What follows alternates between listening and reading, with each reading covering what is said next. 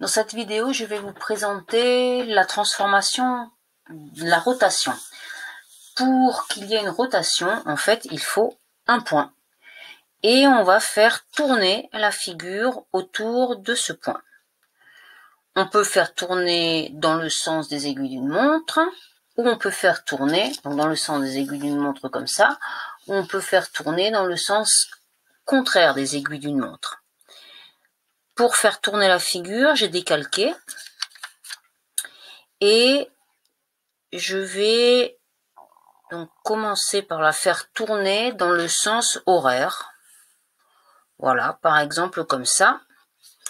Et pour matérialiser la position, je vais piquer les sommets à travers le papier calque. Donc le point B, le point A, le point D,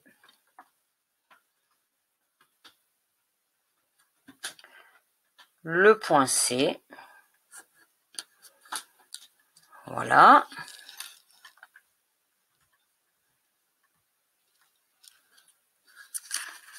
J'espère qu'on voit bien. Oui. Et je vais donc marquer, représenter le quadrilatère image. Donc ici, j'avais le point B.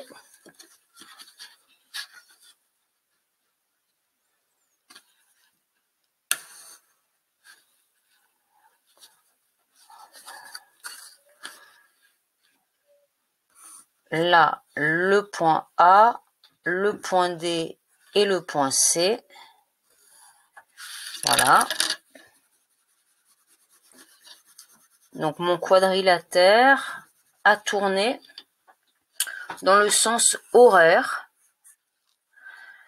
autour du point K. Pour savoir de combien il a tourné, eh bien, je vais mesurer l'angle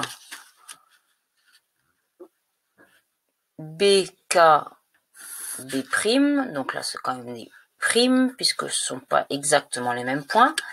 Donc je vais mesurer cet angle, je me sers du rapporteur, voilà, donc je mesure à partir de ce 0, 10, 20, 60, 70, 80, 90, 100, donc c'est une rotation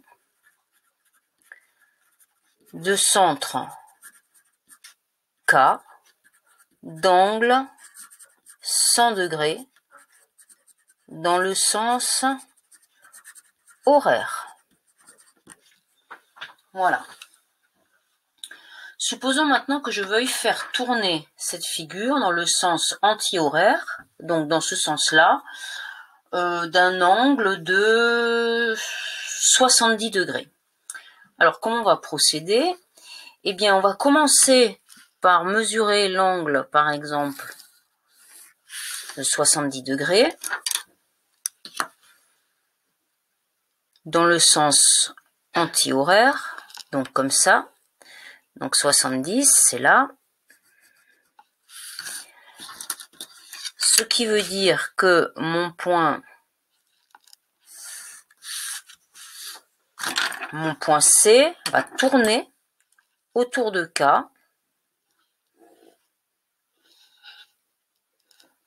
d'un angle de 70 degrés. Donc mon point C' va être là. Qu'est-ce que ça donnerait en utilisant l'épingle et le papier calque? Donc je pique et je tourne. On voit bien le point C qui se déplace sur cet arc de cercle.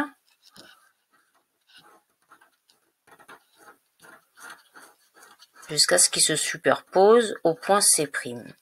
Donc là, toute ma figure a tourné de 70 degrés autour du point K, dans le sens contraire des aiguilles d'une montre.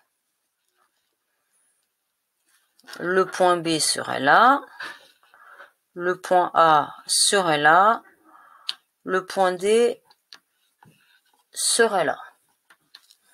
Alors si on devait construire, eh bien en fait on procéderait pour tous les points de la même manière que pour le point C. Donc par exemple, le point B, il tournerait autour de K d'un angle de 70 degrés. Donc en partant de là, 70, j'arrive ici. Donc il faut rester bien concentré sur les tracés pour pas se perdre. Voilà. Mon point B tourne. Donc je vais tout simplement tracer. Voilà, mon point B tourne et va se retrouver ici. B secondes. Donc ici j'avais C secondes. C et B sont reliés. C secondes, B secondes sont reliés. Je vais procéder de la même manière pour le point A.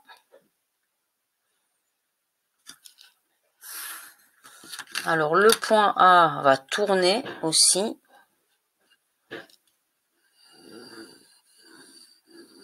De 70 degrés dans le sens contraire des aiguilles d'une montre.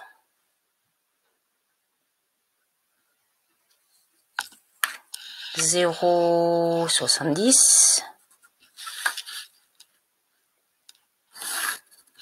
Par conséquent, A seconde est là. B et A sont reliés. B seconde et A seconde sont reliés.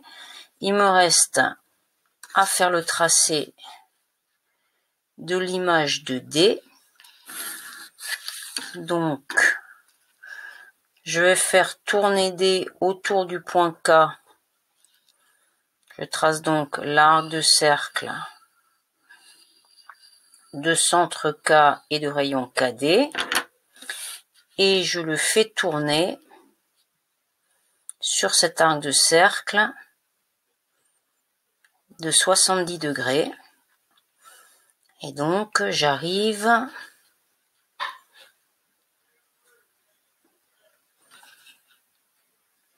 ici.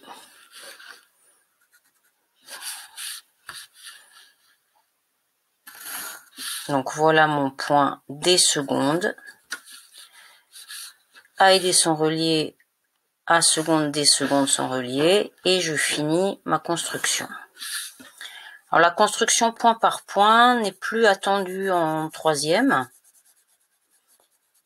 Bon, je vous la montre quand même.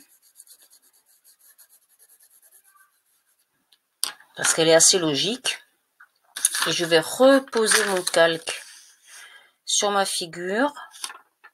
Je vais à nouveau la faire tourner de 70 degrés dans le sens anti-horaire pour vérifier qu'elle vient bien se superposer au quadrilatère que j'ai construit.